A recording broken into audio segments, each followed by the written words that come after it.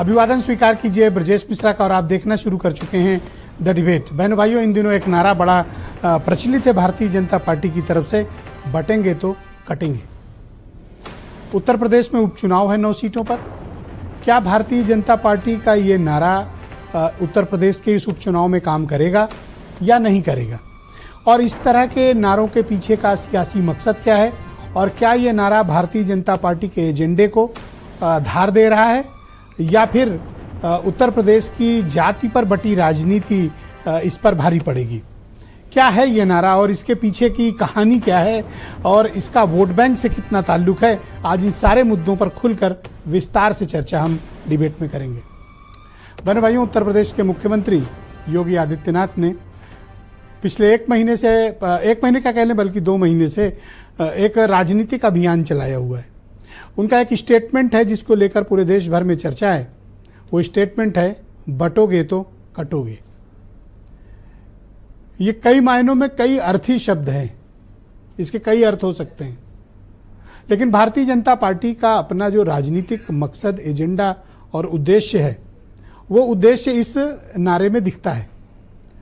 बटोगे से कटोगे, उनका तात्पर्य है कि ये जो 4 जून को नतीजे आए थे, इसमें उत्तर प्रदेश में बड़े पैमाने पर BC communities, backward communities, scheduled caste community, इन सब का वोटिंग पैटर्न और वोटिंग बिहेवियर बिल्कुल बदला हुआ था।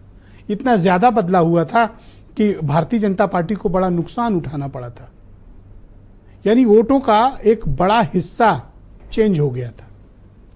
जो भारतीय जनता पार्टी का कभी जिस पर पूरा हक था, वो हक बीजेपी का गया, और 4 जून के नतीजों ने इस बात को प्रूव किया। लिहाजा बीजेपी ने अपनी लाइन बदली। सबका साथ, सबका विकास, सबका विश्वास, इस लाइन से एक आगे लाइन पे गए। वो पॉलिटिकल लाइन है, बटोगे तो कटोगे। शिवपाल यादव ने एक नारा दिया, जो बटेगा वो पिटेगा। वो अब कम्युनिटी की बात कर रहे हैं, उनका भी इसमें कई अर्थ हैं। एक अर्थ तो सीधे का पिटेगा वाला है, दूसरे का अर्थ है कि अगर आप बट गए तो आप अकेले ले जाके आपको ठीक किया जाएगा, मतलब आपको राजनीतिक रूप से आइसोलेट कर दिया जाएगा। बहनों भाइयों, पूरी के पूरे यूपी की राजनीति इसी पिन पॉइंट के आसपास घूम रही है, बटोगे तो कटोगे पे। और ये नारा इन दिनों मतलब सिर्फ उत्तर प्रदेश ही नहीं, पिछले दिनों हरियाणा में भी चला है, और उसके परिणाम बीजेपी को बड़े राजनीतिक रूप से सार्थक परिणाम मिले। अब ये महाराष्ट्र के चुनाव हैं, झारखंड के भी हैं। अब चूंकि दिवाली पड़ गई है इसलिए अभी इस पे बहुत धार नहीं गई है, लेकिन आप ठीक दिवाली के बाद देखेंगे तो ये मुद्दा चरम पर होगा। इसका जनक है उत्तर प्रदेश, प्रयोगशाला भी है उत्तर प्रदेश, और ये पता चलेगा उपचुनाव में कि वाकई में ये नारा बीजेपी का बाकी उसके सभी कामकाज पर भारी पड़ा है। ये नारा उसको वापस ताकत में राजनीतिक तौर पर उत्तर प्रदेश में ला पाएगा, अन्य राज्यों में ला पाएगा।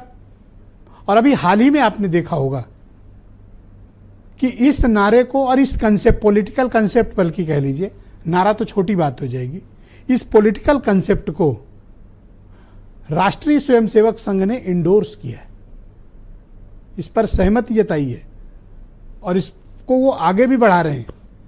दत्तात्रेय होसबोले ने पिछले दिनों मथुरा में जो आयोजित आरएसएस की मीटिंग के बाद उन्होंने पत्रकारों से बात की, इस पर जब सवाल आए तो उन्होंने इसको इंडोर्स किया पर बाकायदा। यानी जो योगी की लाइन है वही आरएसएस की लाइन है, और आने वाले समय में वही बीजेपी की ऑफिशियल लाइन होने वाली है।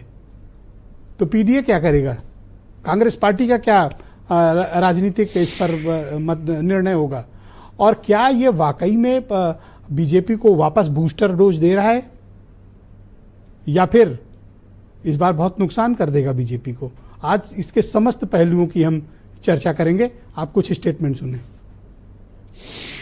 राष्ट्र से बढ़कर के कुछ नहीं हो सकता, कुछ नहीं हो सकता, और राष्ट्र तब सशक्त होगा जब हम एक रहेंगे, नेक रहेंगे, तभी नेक रहेंगे।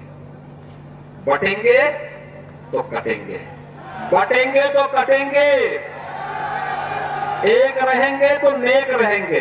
जब जब हिंदू भाव को भूले आए विपद महान, भाई टूटे धरती कोई, मिटे धर्म संस्थान।